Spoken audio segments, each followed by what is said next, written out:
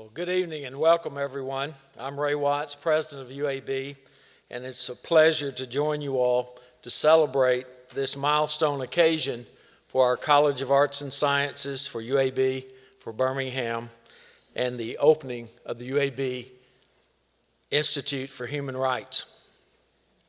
We're pleased today to be joined by many partners and community members, all of our supporters, our faculty, staff, those of the other universities, our students. We're so pleased to be here with you. We're going to have a special program, and we're pleased that Mayor William Bell, our founding president of the Birmingham Civil Rights Institute, Odessa Woolfolk, current president and CEO of Birmingham Civil Rights Institute, Andrea Taylor, are joining us also. And of course, what more momentous way to mark this occasion than to be joined by a Nobel Peace Prize winner. We are honored to welcome Leymah Gbowee to UAB and to Birmingham, her first trip to Alabama. Ms. Gbowee will be introduced more fully in a few moments, but we just want her to know that we admire her example of nonviolent protest and activism for human rights and freedom. The opening of this institute is the culmination of several years of hard work, dedication, and collaboration. And I want to thank and commend our Dean of the College of Arts and Sciences, Dr. Robert Palazzo, for his leadership and vision in this project, and everyone in the College of Arts and Sciences all around campus and even across the city who helped make this day a reality. The Institute builds on Birmingham's historic role in the civil rights movement and addresses today's most pressing human rights challenges around the globe. It serves as a nexus for interdisciplinary collaboration among scholars, educators, students, and advocates, using innovative technology to advance research, policy solutions, education, and outreach in all aspects of human rights. This is already underway under the leadership of Institute Director Tina Kempen-Reuter. She joined us in February and already has put the Institute on the map locally, nationally, and internationally.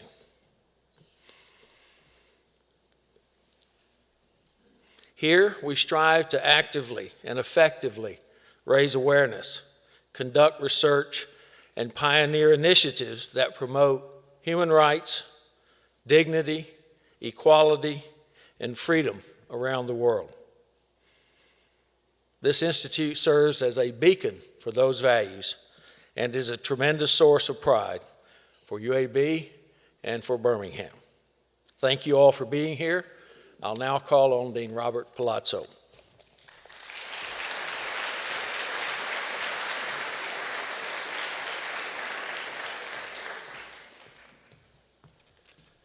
Thank you, President Watts.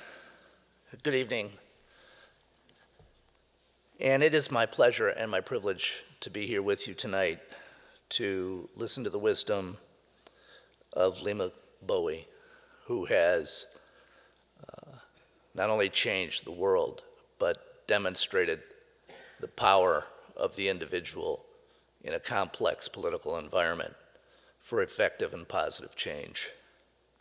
We are so fortunate to have Ms. Gbowee here at UAB and in Birmingham. And I am so grateful to have a platform through the UAB Institute for Human Rights that has made her visit possible. As the president said, the Institute was established by the College of Arts and Sciences. It's one of our newest endeavors, and it is already making an impact both locally and soon globally.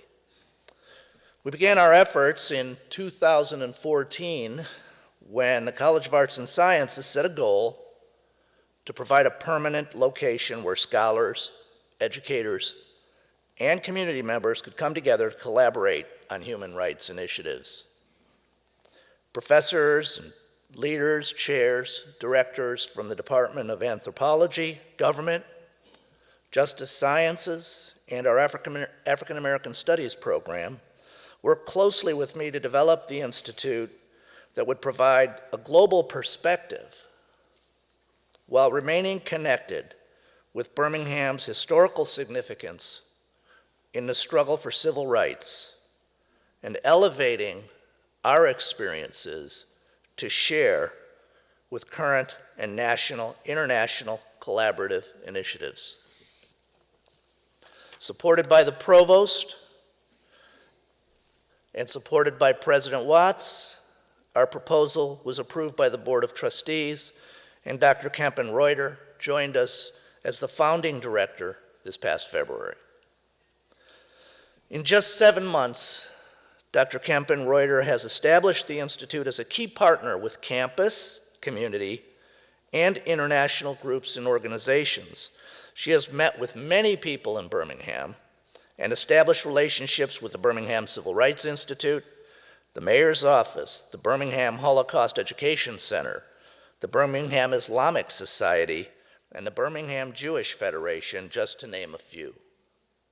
She has also traveled extensively, internationally, to meet with academic and government leaders in Geneva, Kosovo, and other parts of the world, and we are already planning cooperations through the UN to extend our interaction in our mutual global quest for peace.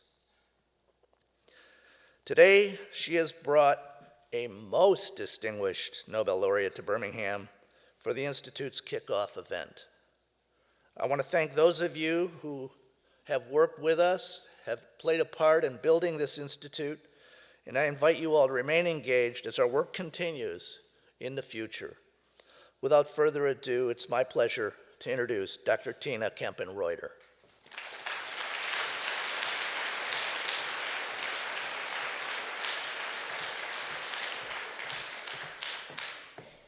Good evening, everyone. I can hardly contain my excitement at looking at this crowd. This is so great. Thank you so much for joining us for this important event that marks the beginning of the Institute for Human Rights at UAB. I also want to thank everyone who worked hard to make this event happen tonight. My interns, my fellow faculty, my colleagues in the College of Arts and Sciences, the Alys Stevens Center and their staff, and our UAB administration. I am so grateful to you for your work and your support. Events like this are part of the Institute for Human Rights mission, and I hope you will support us in the future.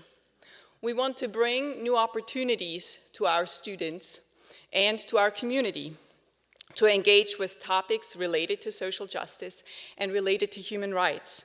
I want you to learn about human rights and human rights violations and to find the solutions to today's most pressing issues. This is why we are here tonight. We are here to hear from someone who embodies the very spirit of social change, and we are privileged to have her. She's an inspiration and role model to all of us who work in human rights and peace. It is my great pleasure and my great honor to introduce to you our speaker for tonight, Nobel Peace Prize laureate, Leymah Gbowee. Leymah Gbowee, let me introduce you her, actually, thank you. I appreciate the applause. Leymah Gbowee is a Liberian peace activist, trained social worker, and human rights advocate. She is the founder and current president of the Gbowee Peace Foundation Africa. She was the founding head of the Liberian Reconciliation Initiative and was the co-founder and former executive director of Women, Peace and Security Network Africa. She is also a founding member and former Liberia coordinator of Women in Peacebuilding Network, West Africa Network for Peacebuilding. Leymah is currently named a Distinguished Activist in Residence at Union Theological Seminary. She travels internationally to advocate for human rights, peace, and security in the world. Leymah's leadership of the Women of Liberia Mass Action for Peace, which brought together Christian and Muslim women in a nonviolent movement that played a crucial role in ending the Liberian Civil War in 2003, is going to be the topic of tonight's lecture. Her journey is also chronicled in her memoir, Mighty Be Our Powers, and in the award-winning documentary, Pray the Devil Back to Hell, that we screened here on campus just last week. I would also encourage you to read the book. It's amazing. Her engagement for peace and human rights are unparalleled, and we are truly fortunate to have her with us tonight. Before I hand over the stage to our distinguished speaker, I would like to say a quick word about the format for tonight's lecture. Ms. Gbowee kindly agreed to take questions from the audience after her talk. Please use the microphones located in the front of the aisles. We didn't think that there would be enough people to open the balcony, so I'm sorry we don't have mics up there, but we might be able to, I don't know, wing something. We'll have to see. So please use the microphones. We'll let you know when we're ready. I would like to ask you to keep your questions brief and concise and to allow for a lively and focused discussion. Thank you so much for coming.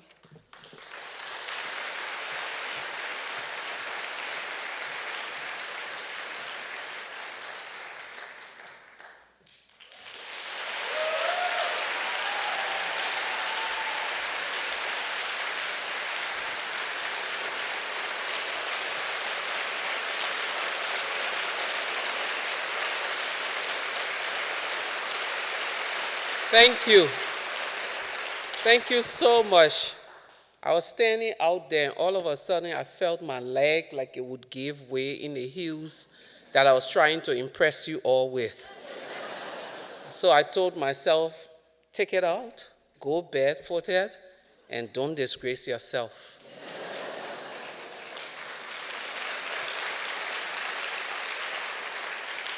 I'm truly honored to be here. I would like to thank the University of Birmingham, Alabama, for inviting me, and to Tina for making effort to get me here. I've been told that they've been trying to get me to Birmingham since 2013. I apologize for not coming earlier. But as a believer in God, I believe that this is the time that was destined for me to be here, and I know it's going to be great. Thank you for inviting me. Congratulations on the Institute for Human Rights. This is exactly what the world needs, keeping the work of human rights, the conversation around human rights, alive and active in this day and age, because it's truly needed. I'm going to talk to you about my experiences and throw different things around to you. By the time you leave this room, you'll probably be crazy, crazier, or not impressed. But in any way, I would have had an impact on you. And usually I say, if you don't remember anything about what I said, just think about my mesmerizing beauty.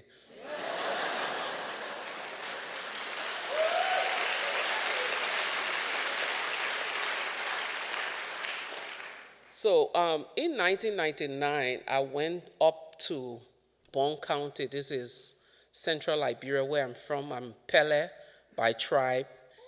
And I'm sure we have some Pele people here.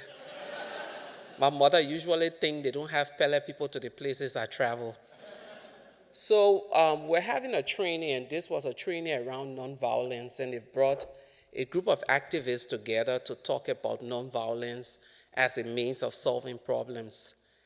And we had seen the film of Gandhi and had conversations with Red King. I had Red King before, talk about Mandela and the struggle in ANC. As a matter of fact, I grew up with ANC in my church because the Lutheran Church has been a part of the World Council of Churches, and growing up as a child, there were specific Sundays that were dedicated to talking about the ANC and their struggles, and offerings were taken, and we had to give some money as part of our contribution. So social justice was part of my upbringing. But during this meeting, this one girl that came from a village was telling a story. Everyone was asked to tell a story about nonviolence in action in their rural community. And she told a story of a group a young girl who was married into their tribe. And this girl came from another village, another tribe, and was married to one of their kingsmen. And they realized something that was very out of the, not normal, out of the normal in their community, that this young man was persistently abusing this girl. So at night, they would hear her cry because he was beating her. He would beat her for every reason. And the women got concerned. They went to him, and he told them to stay out of it. It was his business. And they went to the other men to say, why can't you stop him? This is not something that we have in our community. We haven't seen this before. This is very unusual. This boy left and went to the city, came back with a wife, and we don't want this here. And he continued to hit on this girl, and one day, but the women would go to the men and say, we'll take action, we'll take action, we'll take action. And no one paid attention to them. One day, he beat her so badly, he broke her leg. So the head of the women, most of the villages, they have female chief, the male chief. So the female chief called the women to a meeting and said, we're going to do a strike. And whatever name they call it. But we'll leave early tomorrow morning and go into the women's secret society. Men are not allowed. And we'll stay there until they reprimand him and make sure that no other men pick up this bad habit. So by 5 a.m., the women gathered minors, children, and went into the women's secret society. They sat there. The men woke up by 6, and it was just them and their children. And they were like, okay, they will come back by 6:30. 6:30, no mothers. 7 a.m., no mothers. 8 o'clock, no mothers. They can't go on a farm because children are hungry. They have no clue on how to take care of these babies. The wailing of children was all over the village. The women kept their thing going. By 5 p.m., the male chief came to a distant signal to the female chief. She came outside and they said, let's call a truce. We don't want to do this. We don't want to have this happening, and we agree with you. We will discipline him. We will reprimand him, but then we'll also pass a law that no man is allowed to do what he has been doing to his wife, to any other woman. For some reason, this story stuck with me. I went to bed that night thinking about it for different reasons. One, this girl was a perceived outsider. Two, the man, the perpetrator, was their kingsman. So why were they not backing him?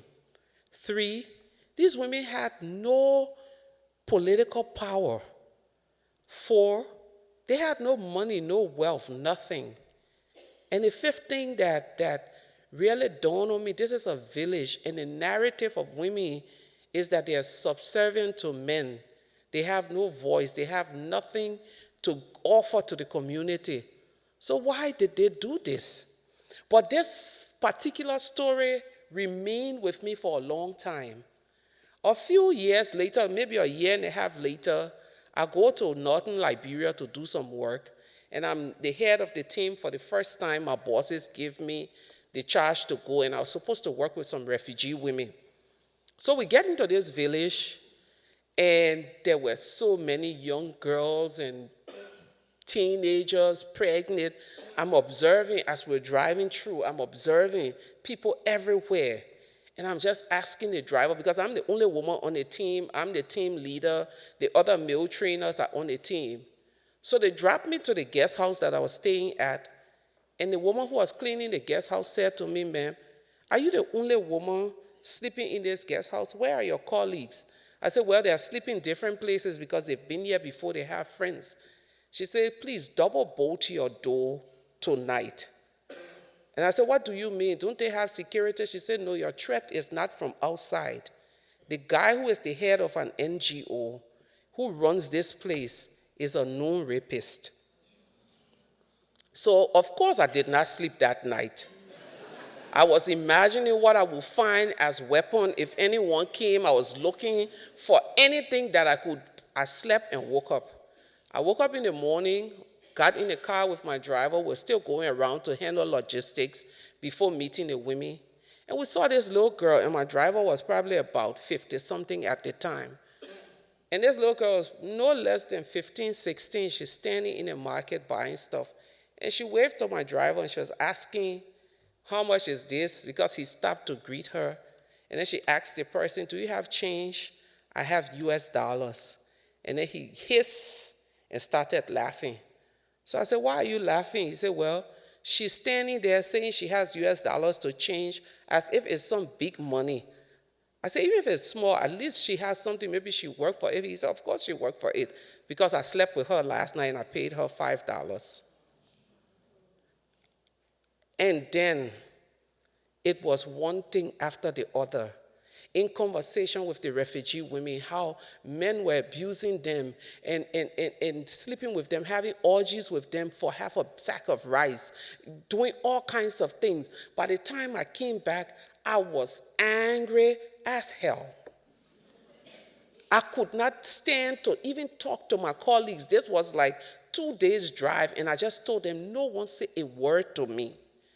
And then I came back to the office and raised this issue, and everyone on the team looked at me as if, so now you want to come and destroy the status quo. I could not get it out of my head, but that was one of the beginning of, I have to get involved. I have to be a voice. Like those women in the village, I have to do something. So I had come to the place where I was just beginning to find my voice in a more intellectual way and not the angry African woman that I was. So I would sit down and think and read and say, how do I strategically say things that will make impact and make people afraid of me? So gradually I started speaking up. You see, there's no way that anyone in this room, outside of this room, in this world, can be a human rights activist or an advocate for human rights or peace and justice if you haven't found your voice. Your voice is very essential for whatever work you do. If you can't stand up for yourself, how do you stand up for others? And that was something that I learned early on, and I began to practice. And eventually, one of the days, my boss was a pastor, and we were all afraid of him. One of the days, I went to talk to him. He gave me an assignment. And then as I was working on it, he kept screaming and screaming and screaming. I finally finished his assignment and brought it to him. He's talking to someone. And then I stood there and waited. When they paused in their conversation, the other guy paused. And I said to him, here is your document that you say you needed regardless of what you were doing. And then he said, oh, just go on that side. Can't you see me talking to someone important? I stood there, I looked at him, and I was making $50 a month. I have 4 children to feed. There was no father around. I told myself, you have one choice. Either put him in his place or continue to be treated this way. And then I turned to him and said, sir, I hate what you just did. He said, what? I say, what you did is unacceptable to me. You scream all morning, I hand you a document, and you insult me when I bring it to you. Don't ever try me again, because I'm prepared to leave this job.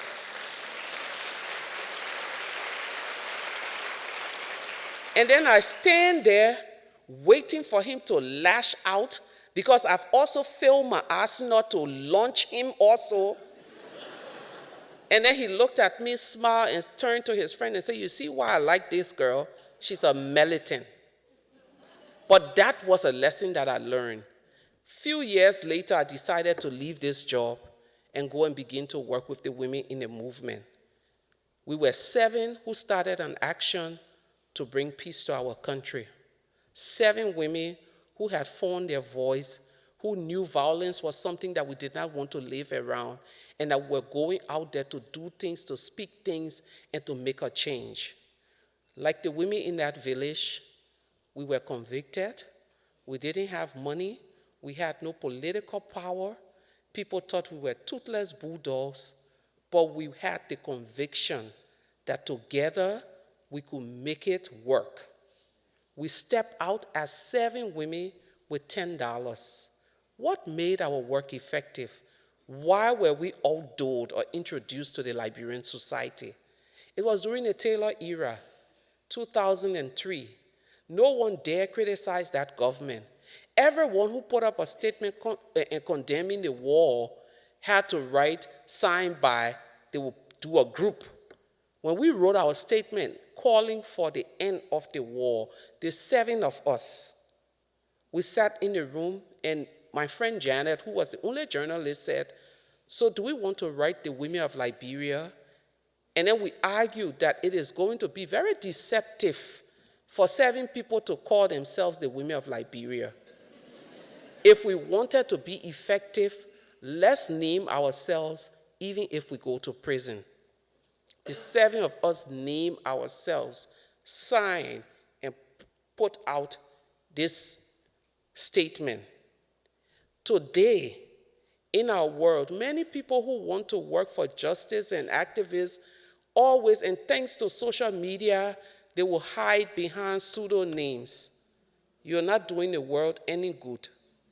Because you see, for you to be an activist or an advocate for any cause, you have to be very honest about what you fight for. You have to be open, and you have to stand by everything you say or do.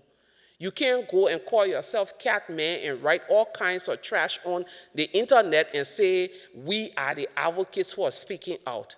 For you to be able to make a change, you have to name yourself. In naming yourself, you're branding whatever work you're doing. In doing that, you're also able to stand up and name and shame the perpetrators. So once we did that, the next day, every media entity in our country wanted to know who these 7 women were. We went on to mobilize 65 other women because they saw that we were brave, were willing to put ourselves out there. And the next time, 250, and when we finally decided to start our action, 2,500 women.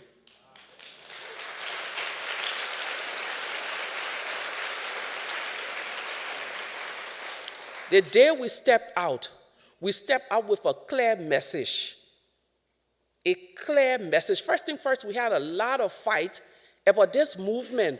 Who do we say? Because in history, if you go back in history, from the civil rights struggle to to Gandhi's thing, to Mandela's struggle for the end of apartheid, there was always a phase of a movement. Someone who would be responsible if all hell broke loose. That person would be the first to be condemned, the first to be led to prison, and the last to be praised. So they decided, I will be the scapegoat. You are the leader of this group. I've struggled with it, fought with it, and they said, no, you have to be. We started that movement. We had 3 clear messages: immediate unconditional ceasefire, dialogue between the parties, and the deployment of an intervention force. Those were the 3 things that President Taylor was saying would never happen in the political dynamics of Liberia. We continued to put pressure on him, on his government, until we finally had a meeting with him. That ultimate day when we went to meet President Taylor, the women said to me, just read the statement and say nothing. I told myself, I cannot. This statement is too sterile. I need to say something that this man will understand the pains of the women. And I went on to tell him we were fed up with war. We needed peace. We were tired being raped, our children being adopted and taken into places. It was at that meeting that he finally agreed to go to the peace table, but challenged us to go and find the rebels. The challenge we accepted, a challenge we were able to meet. When it was time to protest, we protested every day with a purpose, never using violence, even though there were days that I questioned the authenticity of nonviolence. Because the more we protested nonviolently, the more the missiles landed on our people. Trust me, people, there is no way fire can put out fire. There is no way violence can bring peace. If violence could bring peace, we will have peace in the Middle East. Israel and Palestine will be at peace. Syria will be at peace. Iraq will be at peace. Libya will be at a peaceful place. South Sudan will be a paradise in Africa. Uganda will be at peace. All of those places, Central African Republic. But you can never say, I'm starting a nonviolent struggle, I'm advocating for human rights, and then I'm taking life as a means of drawing attention to my struggle. Trust me, even Dr. King got tired. There were days that he even questioned the validity of the struggle that he found himself in. But you have to stand firm for what you believe. And we stood firmly for what we believe. One ultimate day, I tell myself, if we had an AK-47, we probably would have killed people. Because that morning, it seemed like peace was going nowhere. There was so much problem in Liberia. Missile had landed, children had died. I had cried my eyes out. I went to the peace hall and said, this is the ultimate day. Sugars, send for more women. What are you going to do? I said, you wait and see. I went to the media and told them, you have a story to carry. They came out. I sat by myself and wrote my hostage note. When the women arrived, we sat in loop arms and said to ourselves, send the note in. They read the note, and General Abubakar said, General Leymah have seized the peace hall. Then the soldiers came, the police came and said they were arresting me for obstructing justice. It was that moment that I lost it. I said, if you're going to arrest me, I'll make it easy for you. I'll strip myself naked, and then I started. And they all ran away. I don't know what I never questioned my beauty until that day. They ran away, and then eventually came back to tell us the men were jumping out of the window. But when I look back at the work we did as women, and I look at the composition of the women who made up the mass action movement, there were women who lost children. One of our members of the mass action had her son killed and chopped into pieces, and she had to pay $50 Liberian for every piece of his body before she was allowed to bury him. Another one had been raped numerous times, including with a knife. But all of these women came every morning with a commitment that we are the ones who can change the tide. Take a look at our world today. Take a look at where we find ourselves today. Syria, South Sudan, Iraq, Afghanistan, even in our neighborhoods. Gun violence, children taking guns to school. Police and the young black men, and now the retaliatory actions. And you ask yourself, sometimes I say, I'm sure God is even amazed at his handiwork. Where did I go wrong? What has happened to the world that I created? Hate, racism, sexism, discrimination is all over the place. If you travel as I travel, and you see some of the things that I see, you will have chills, and you will really be determined to either work for peace or just hide in your corner. I was in one of the Middle Eastern countries a few months ago, and just walking through the airport, really tired. What I saw, a man passed and spat on a white woman, like really a whole thing of spit in her face.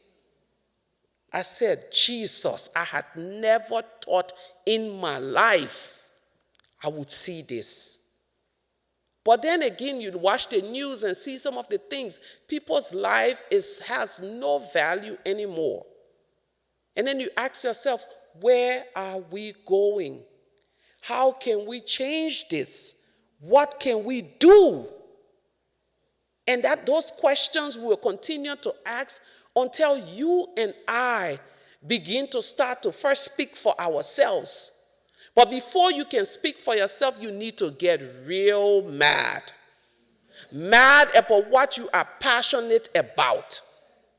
Some people say, I'm passionate about girls' education. Get mad. I'm passionate about women's rights. Get mad. I'm passionate about the divisions in our community. Get mad.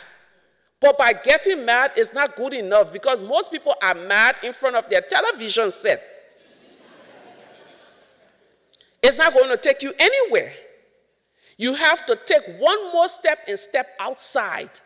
Find someone who is mad and crazy like you.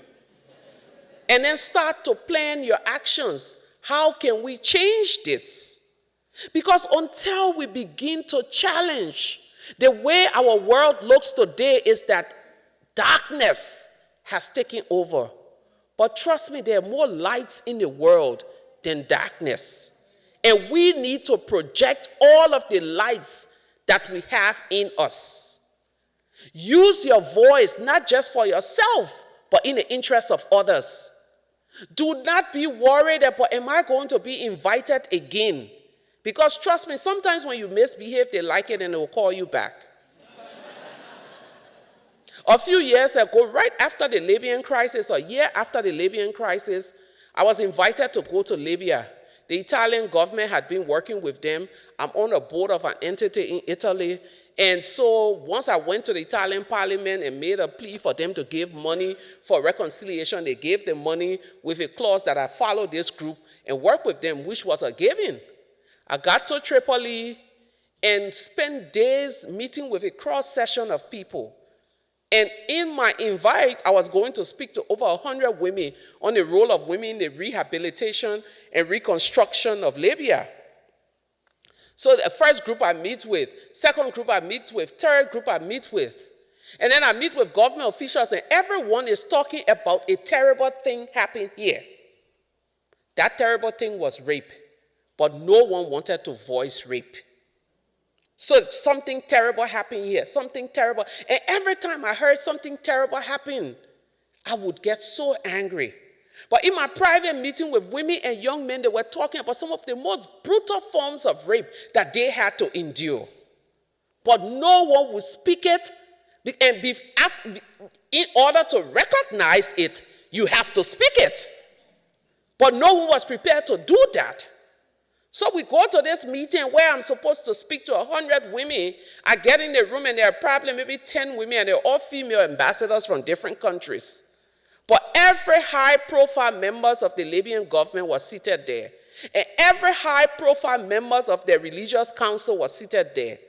And all of the martyrs who had been free from prison, people who had been in prison under Gaddafi, they called martyrs, they were out too. So that was the appropriate space to speak. And I sat there, read the paper, and they said she's going to speak to us on the role of women. And I just asked myself, where are the women? Who am I going to be speaking to? Lord Jesus, give me a word for these people. So when they introduced me, I went up there. And I told myself I will use my voice to name rape. Even if I'm not given a visa to come here again, I will open up this conversation and let it be my legacy whilst I was here. So I started by saying rape and rape and rape and rape and rape and rape and rape. And once I ended my speech, I said to them, to cover up such a heinous crime and not address it, the leaders in this room will be no different from Gaddafi. And I walk out. You could drop a pin. I left that country really angry. 2 weeks later, the justice minister called me and said he had drafted a law for reparation for victims of rape.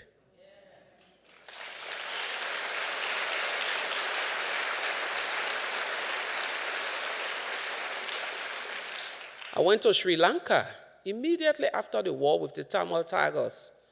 And everyone was talking reconciliation. I spent 10 days there, going from place to place, meeting with mothers who had lost their children and have no clue where their children were, meeting with government officials, diplomats, and everything, members of parliament. And on the last day, I was supposed to give an overview of my trip and where the country was. I just told the government that your idea of reconciliation is a mockery to the people of this country. Until the children who have been lost, mothers can have closure, there is no reconciliation. You cannot have ads on TV showing your victory. That's gloating, and gloating and reconciliation does not go together. By the time I ended my speech, the British ambassador to Sri Lanka came close to me and said, girl, you are no longer getting a visa to this country. And thank God my flight was that very night. I told myself I will speak it, regardless of how people feel. I don't consider myself a hero. I don't consider myself fearless. What I tell myself is that I would never allow fear to stop me. In this world that we live in, we need more people to be present for human rights and justice. It's not enough to be comfortable. It's not enough to be silent. It's not enough to say it's not my business. The women in that village could have said it's not our business because it was one of their kinsmen. If you have someone that you know is being bad to someone or who have a strong sense of racism, begin a conversation. You see, let me tell you my theory of how the world operates today.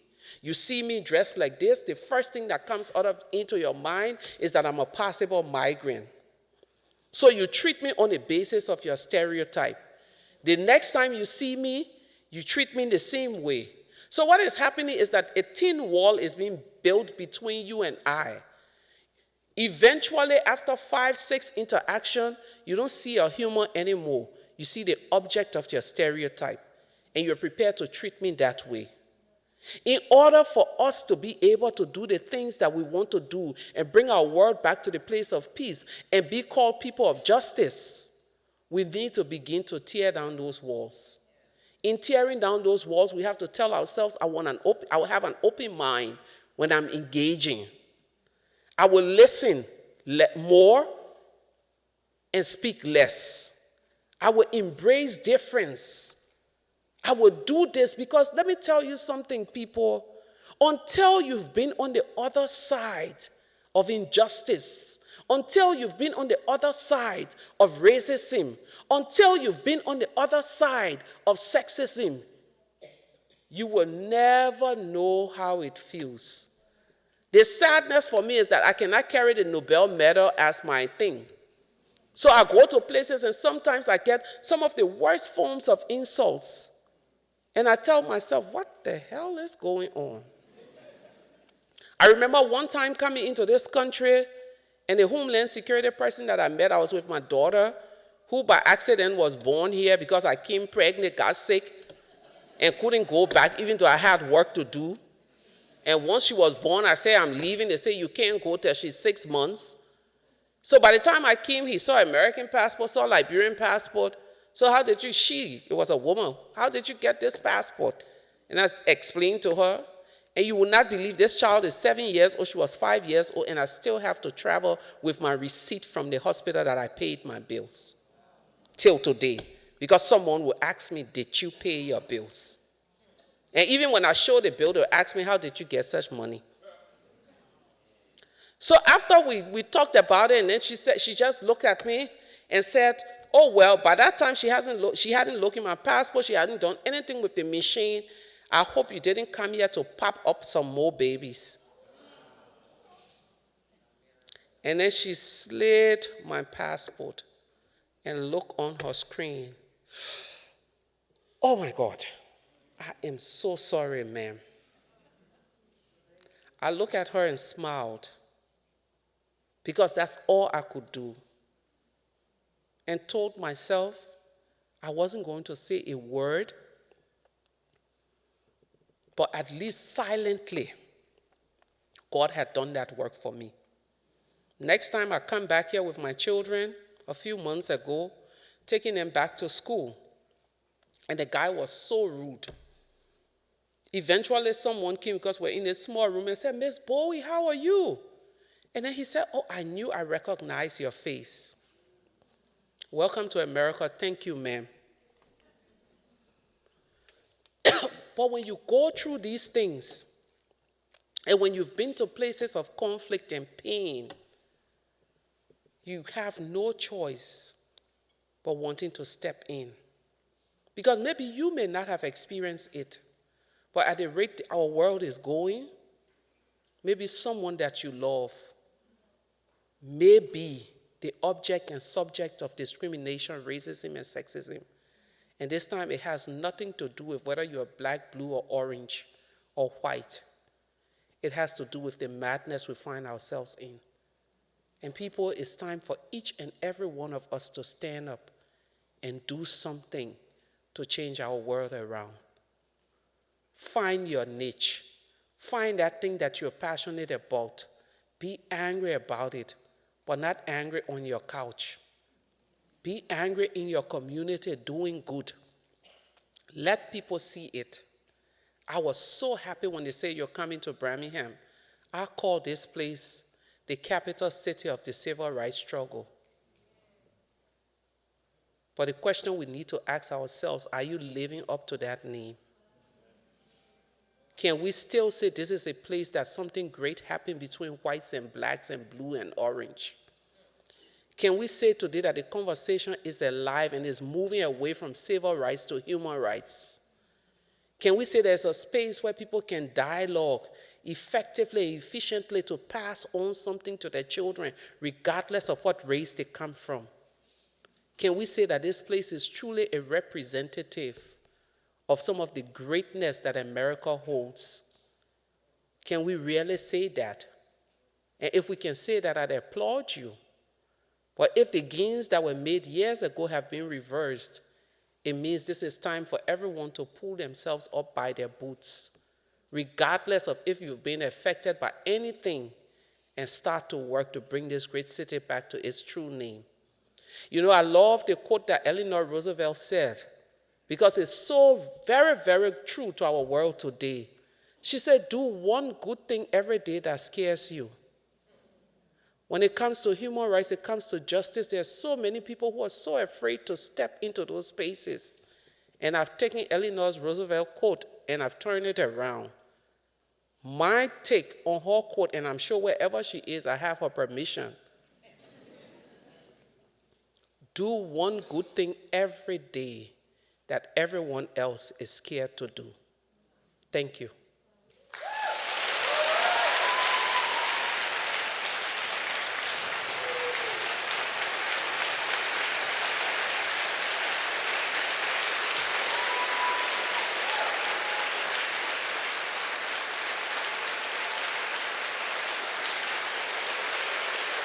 Thank you.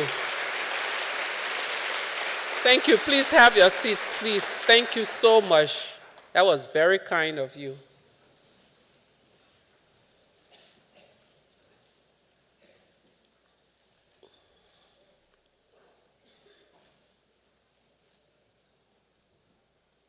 Okay, so it's time to process. And then if you have questions. Tina says up to 7:30, so.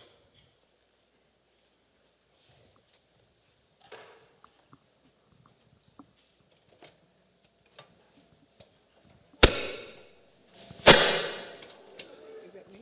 Greetings, can you hear me? Greetings, Madam Gbowee. We are so honored to have you here. There's so many questions, so many questions. One of the questions that I have for you is, what are your thoughts on the Nigerian girls that have been abducted and no one can seem to find them? How is that possible? And what can be done to eradicate that situation in Nigeria? Thank you. One of the things that a lot of people do not know is that when the Chibok girls were adopted from their school, the mothers in the village had sent young people to go and find them. They found where they were, alerted the government, and the government said, the military in that state said they didn't have the logistics to go and follow up. The women in Nigeria, the activists there, have kept that movement alive. But I just want to take you back to history. In the 1990s, the same situation happened in Uganda with a group of students from a school called Aboke, and it's the Aboke girls. The mothers of that group and the Catholic nun who under their care was taken. When there were 90 girls taken, she went in there, followed the troops, found all 90 of them, and they said to her she had to pay for 60. and she had to leave 30 as their wives. She said it was the most difficult decision she had to make in her life. She brought those 60 girls back, the very young ones, and left the 30. From those days, I think it's 93 or 96, in between there, no one heard of the Bouquet girls again. Even though their mothers came to the UN, to the US government, every other place. 2 years ago, the last girl came back with a baby that she claimed was fathered by Joseph Kony. We know that the Nigerian girls are alive. One of the things that people did not want to say about the Chibok girls is that they were taken primarily as sex slaves. And that's one of the things that we need to do. When you have a human rights issue, it's important to frame it as it is.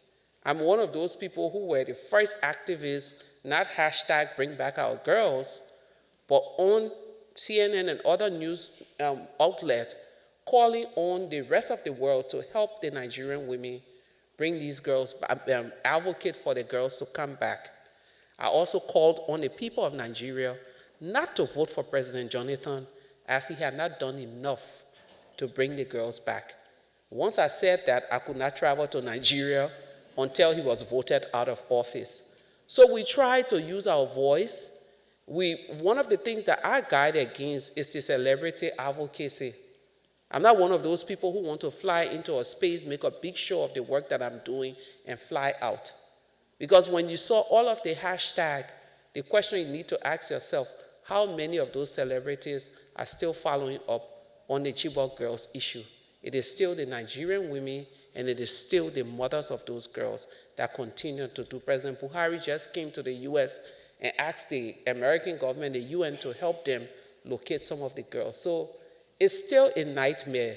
But the question you want to ask yourself, just because Chibok was high profile, does it mean it has ended? No. Central African Republic, July, South Sudan, no one is talking about it.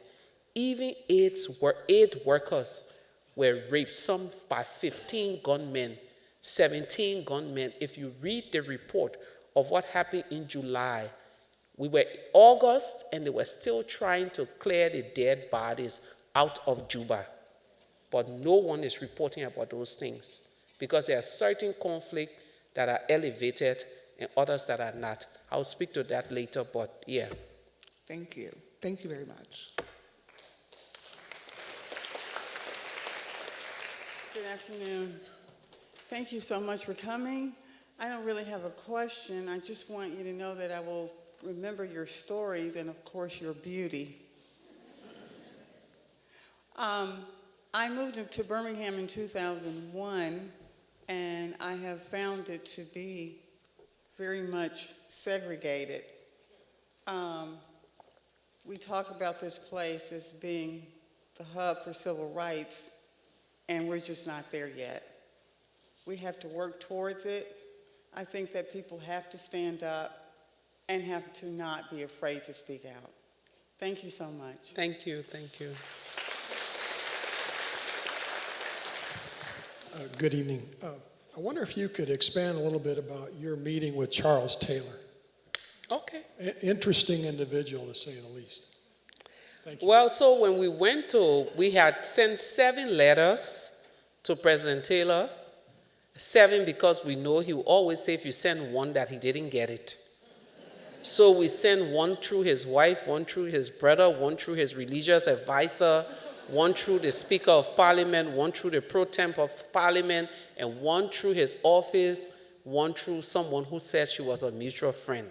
7. And everybody came back and said he received all 7. So eventually he agreed to meet with us. On the day of the meeting, we get there, I and a few of the women went down to his palace, stood there with the guards, and said, we have a meeting at 10 o'clock with President Taylor. I said, yeah, we know. But he has said to us that if you're less than 25, we shouldn't allow you to enter. Because it was a military regime, he did not expect that many women would follow us to meet with him. So I said, what if we're more than 25? And the guard snorted, then we'll let you in. So I stood in front of him, took up my cell phone, called the women and said, calm down. All 2,500 of them had form a line.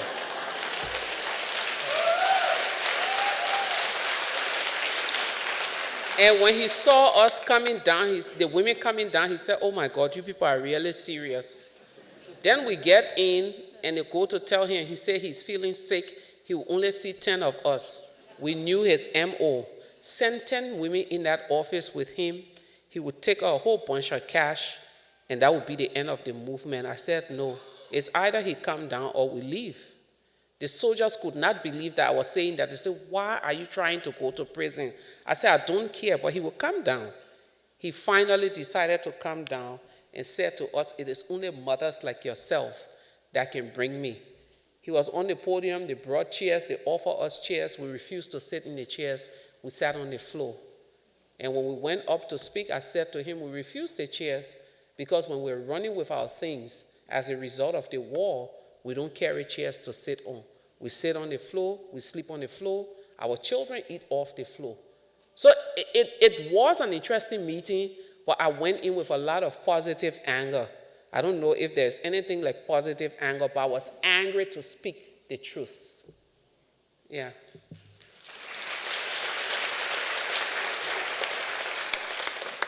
Thank you for being here today, and we're certainly honored with your presence and your wisdom.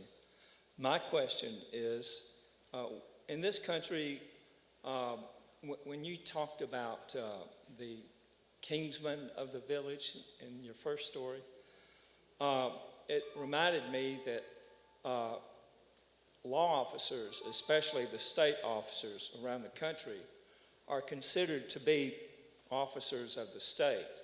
And there's a saying in this country, you can't sue the state, or you can't sue the king. And that's because these same officers are provided with immunities.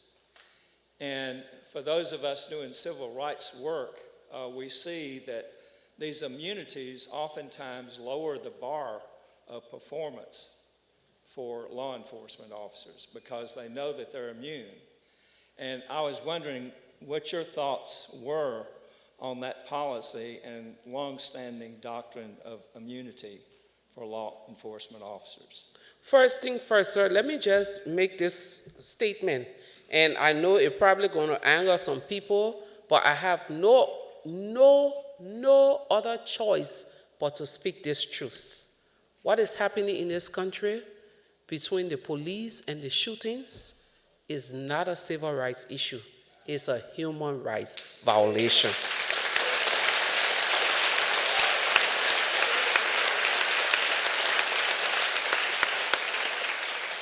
I will say something else that will anger a lot of people. I think Americans are stuck in the civil rights era. You have civil rights. What is happening is human rights violation. It's not civil rights. For a number of people to be killed the way people are being killed, from where I come, if it was my country, your country would be writing a human rights violation report on the police in my country.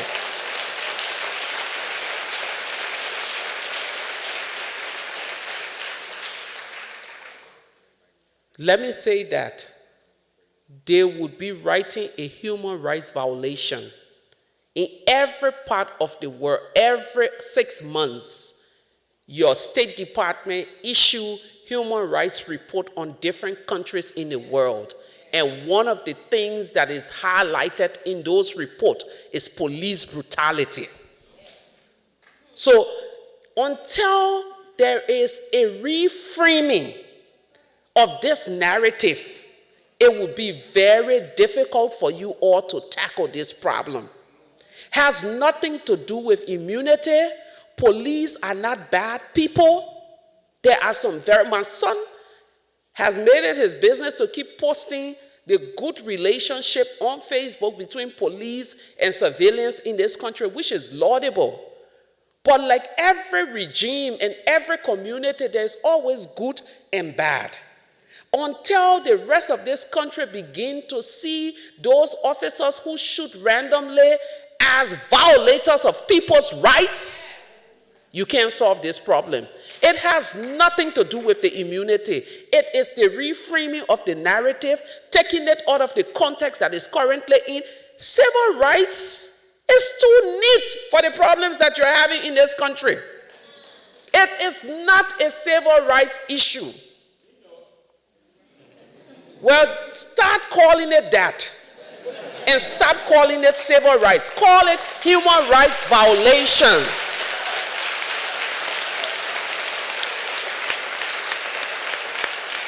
And you see, once you frame it as a human rights violation, there will no longer be question of immunity. Then you've elevated this problem, not just as a national problem, but as a global problem. There is a Human Rights Commission at the UN. You can document and take it there. And then the other countries will begin to call America out for what is happening. But until you continue to make it a community issue, civil rights, no, please. It is no longer a civil rights issue. And I don't think it has anything to do with immunity, because sometimes in the call of duty, some people actually make serious mistakes. They do make mistakes. But there are some who will just waverly, trigger happy, let go. And it's not just your country. It's every other country around the world. But the way it is called in Mexico, in Ecuador, in Liberia, in Nigeria, is called human rights violation by law enforcement officer. It's not a civil rights issue. So I think it's just a reframing of that narrative, and then every other thing will begin to fall in perspective. Let me just turn around to the activists. I don't mean to be disrespectful to those who are advocating for this thing and that thing and the rights for life of black people. It is a very laudable cause. But until the Black Lives Movement have a national face that the rest of the world can hold accountable, more people will infiltrate and discredit your work through violent acts and rioting, and use your movement as an opportunity to destroy whatever you're fighting for. The Black Lives Movement needs a national face. The civil rights struggle in this country would not have gone anywhere had Dr. King not stand up and say, I am the head, hold me responsible, and lead the group. Someone needs to start. 2, let's stop being reactionary. It's time to start strategically engaging and talking. Dialogue always helps to ease tensions and bring some sense and sensibility back to communities. People need to begin to have it. Imagine they shoot one person, then 5 officers die, and 2 persons.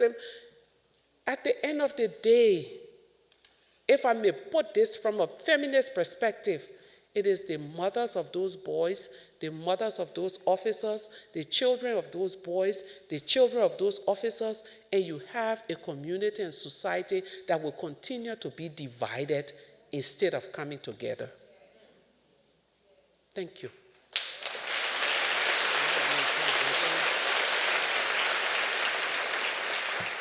Thank you so much for coming to speak to our school. My question is, how do you feel animal exploitation is a violation of human rights? Sorry, can you wave? Are you up there? I'm right here. Animal exploitation? Yes, ma'am. Well, you know, right now, as an advocate for the Sustainable Development Goals, I think I would not want to call it human rights. I would call it animal rights. You know, and it is definitely is an issue that people should be concerned about. But let me tell you something that I know. I think in the world that we live in today, people are more compassionate to animals than they are to humans. And I have nothing against animals and people who advocate for their rights, but it's just the trend that I've seen. You want me to tell you another thing? I think even the animals are more compassionate to humans than humans are to each other. No, it's true. One of the things that I would never get out of my mind was June 2013. Someone gave birth to a baby and threw him away in a pile of dumpster. A farmer in Ghana could not find his dog. He went out to look for his beloved pet, calling the dog, and they found the dog under the bridge in this dump pile. And he thought the dog was hurt. He walked over, and the dog had found this baby and stayed next to this baby, keeping him warm until he was found. One of the commentaries, I'm one of those crazy people who read the article and read the comments. One of the commentaries that would never leave my mind, someone wrote, "Wow, even the dogs are more compassionate than humans." It tells something about the world we live in. It tells about what we need to do to change the dimension of how we think about each other. It means more of us need to begin to tear down the invisible walls that make us see other humans as objects and not humans. My name is Bindya Ganatra, and my ancestral origin is from India. So first off, I would like to say thank you so much for your inspirational speech. I have tremendous respect for Mahatma Gandhi and for you because you kept his legacy alive by carrying out the nonviolence. Today, there's a lot of problems in India with men throwing acid in women's faces and disfiguring their faces. Nobody will marry these women as a result of that, and they become a burden to their parents. If you wanted to say something to these women and their parents to stop their fears and increase their self-esteem to continue their life despite their disfigured faces, what would you say to them? Let me say one thing about survivors. People who have survived some of the worst violations of their rights, in all honesty, do not need anyone to encourage them. By virtue of the fact that they are alive, they are the inspiration to people around them. The problem with India and other places, including Africa, is that once these women have been violated so badly, it's not that they can't be productive. Communities refuse to allow them and give them the opportunity to do what they need to do. Someone asked me today in an interview, as an activist, would I name peace? And I said, respect, opportunities, and what else? You were my freedom. Until those women are free to interact and do things, until opportunities are provided for them, until people begin to respect them as survivors, it's going to be difficult for them to even experience that the external peace that they have. So the problem is not encouraging them. The problem is appealing to and having more activists step out to speak on behalf of these women. It's not just in India. We just raised money a few months ago to send a 16-year-old Liberian girl to Boston for corrective surgery. She told the young man that she was going out where she didn't want him. He took acid, put it in a sponge, and wiped her entire face. I could not stand to see her, even though we were raising money. Every time they said they were bringing her to the office, I said, please, I can't bear to see this. So it's everywhere. Even in this country, some of the violations that women experience, tougher laws, more space for them to operate after they've lived through all of these ordeals. I think that is it, but they are more inspiration than you and I. Thank you. Thank you. Do we have up there? No? Okay, let me take from down here. So thank you very much for honoring us with your visit. So I'm teaching the history of peace here at UAB, and I would have a question for you on realism versus utopia. There is a gap between the crude reality of the field, human suffering, violence, fear, despair, and you very well describe it tonight. And on the other hand, we have the cozy world here in the United States and in Europe of the supporters of charitable actions. I hear a lot of objections against peace and human rights, and one of the main objections is, oh, well, that's all utopia. The idea that it's an idea supported also by the so-called supporters of realism, which think that basically that the military power and security, that's the most important things today. And what we're doing is just utopia. What would answer to this objection? Well, the one thing I would say and I said it when I was speaking, if militarism is the answer and security is the answer, why do we still have a lot of wars happening? Look at every country in the world. Their military budget surpasses the social, basic social needs budget.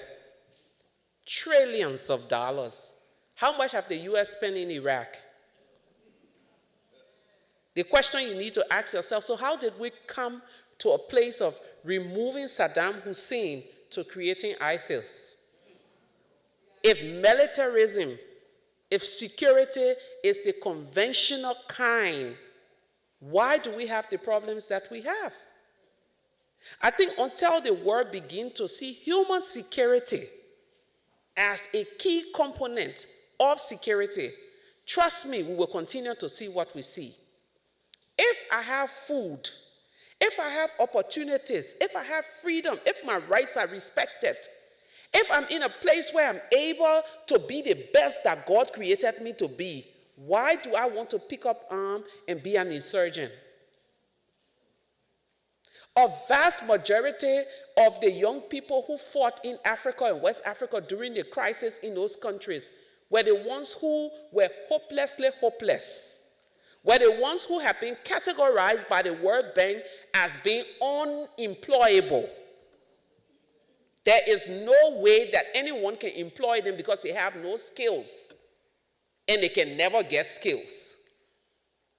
If those young people see themselves as vested in a society, as having hope in the dreams of that society, they will never pick up gun. I was in Libya and I asked the young people, tell me your dream for your life. Every one of them laughed at me, all 100 in a room we were working in. So one of the boys said to me, Madam Gbowee, how do you ask us to dream? I don't even see my life 30 minutes from now. Until we begin to create societies that enable people to dream, enable them to see a future, we will continue to have wars, crisis, and chaos. That's what I can say to you. Hi. Okay. You invoked the ANC and Nelson Mandela, and no one can accuse them of being completely nonviolent. And you talk about nonviolence. I'm wondering how you view that and whether you see nonviolence as a tactic or as a principle. Well, it's true. No one can say Mandela and his colleagues were nonviolent to an extent. But no one can also say that violence was the hallmark of the struggle against apartheid. Because if violence was the hallmark of the struggle against apartheid, South Africa would not be to the place that it finds itself today. People reacted, but it wasn't the essence of the ANC. Different groups of people did different things, and I'm not defending those military actions that they had to do.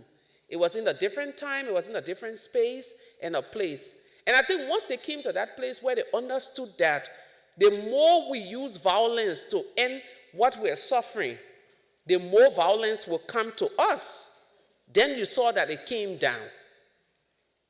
The former Chief Justice of the Supreme Court of South Africa said at a program in Massachusetts that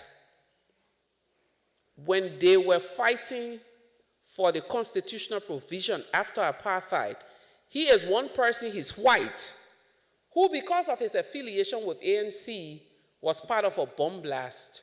He was in Namibia, and they were targeting activists all over Africa as long as we attacked ANC member. He lost his arm, and he lost one eye, sight in one eye. And he said they continued to argue about different provisions.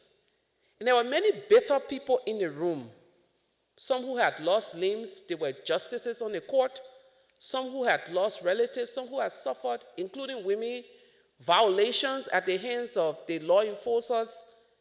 And he said for days they went in there and really fought to get a constitution that would be a representative of where they've come from. He said it was not until one of those days that one of the members of the judiciary had just given birth. And as they argued and argued and argued, this baby started to cry. She took out her breast to breastfeed. The room turned quiet. And everyone was just looking at the baby. And then one person said, even if we don't do it for ourselves, let's do it for this child. I know there will always be narratives about the militarism that was part of the ANC struggle. But I think what we should not miss is how these people were able, Mandela especially, coming out after 27 years and reinforcing the principles of nonviolence, but not playing the retaliatory politics. The question we must ask ourselves, had it been in this country, we would be talking the same thing. Had it been in other countries around the world, we would be talking the same thing.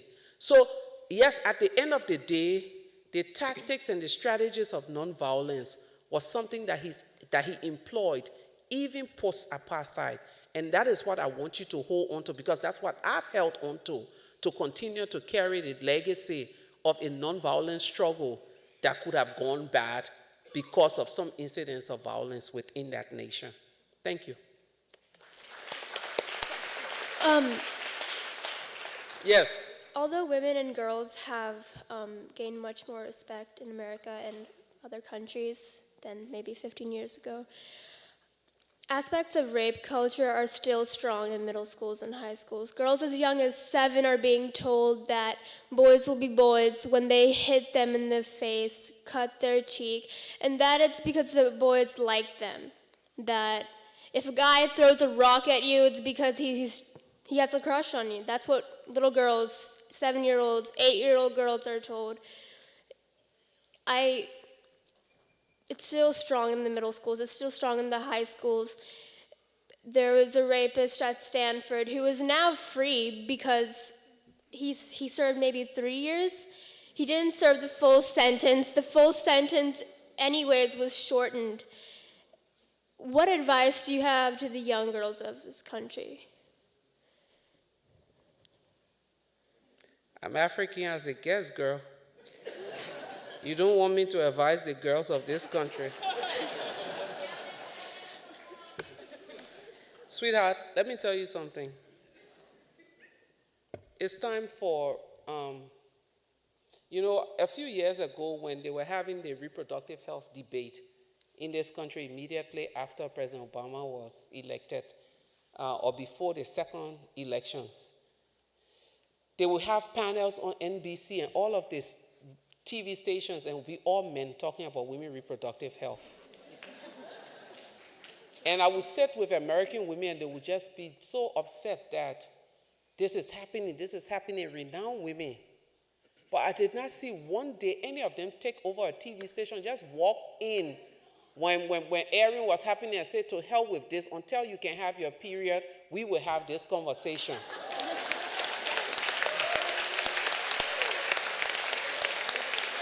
So we went to State Department, and and it has become a big quote. I said, it's time for women in this country to stop being politely angry.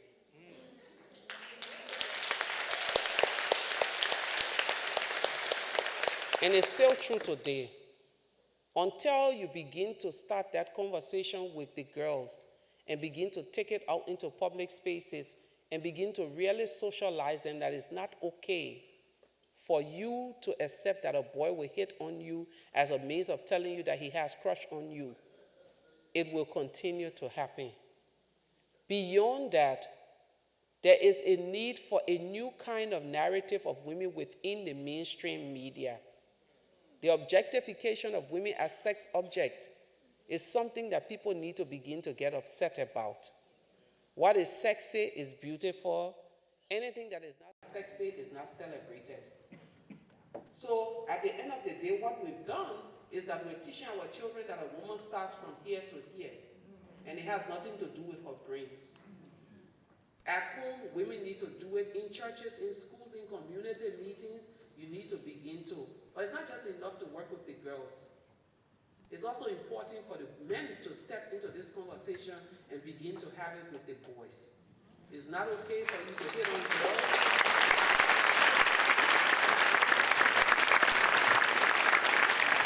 Because you see, women's rights issue is just not a women's rights problem. Every man who fails to step into the space of a woman will eventually have a daughter that he will find it difficult for anyone to talk for. So if you see it as to this is someone's daughter today, tomorrow it could be my daughter, and I'm going to speak up against these things, then you know that it's something that will work. As for the stand for rapists, it's just a reinforcement that the wealthy will continue to escape and elude justice, or that there's different kinds of justice for different categories of people.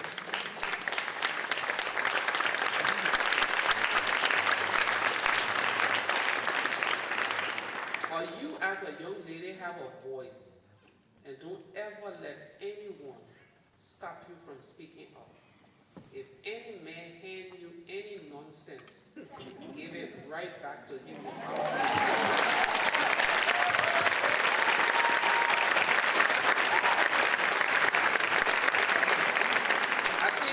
I'll take this last one and then we have to go. One last question? Yes. Yes. Oh my God, Caitlin, thank you. I'm so sorry, people. When you signed my program, you wrote never walk on tiptoes, and I was wondering if you could explain what you meant by that. Women are always expected to walk on tiptoes. There's always a contradiction with girls. When you're little, they will tell you, use your loud and proud voice. When you're 20 and you're using your loud and proud voice, they'll say, bring it down because boys will run away from you. When you're 30 and in the boardroom, they will tell you, you can't speak so loud, you may never get that promotion. You need to walk on tiptoes. You have to tiptoes around the big people, girlfriend. Never walk on tiptoes.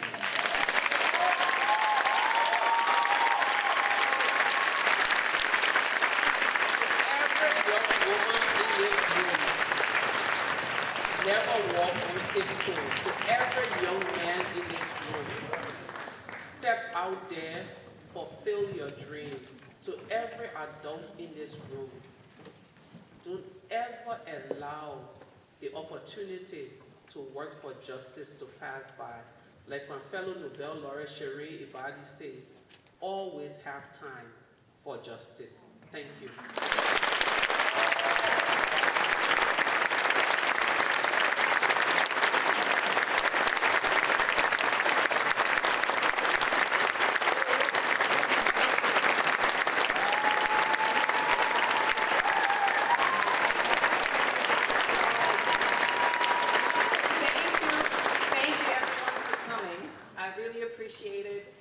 I'm sorry we had to cut off. I know you waited patiently. I hope you will come out to our next programs. Thank you for coming tonight. Have a safe trip home.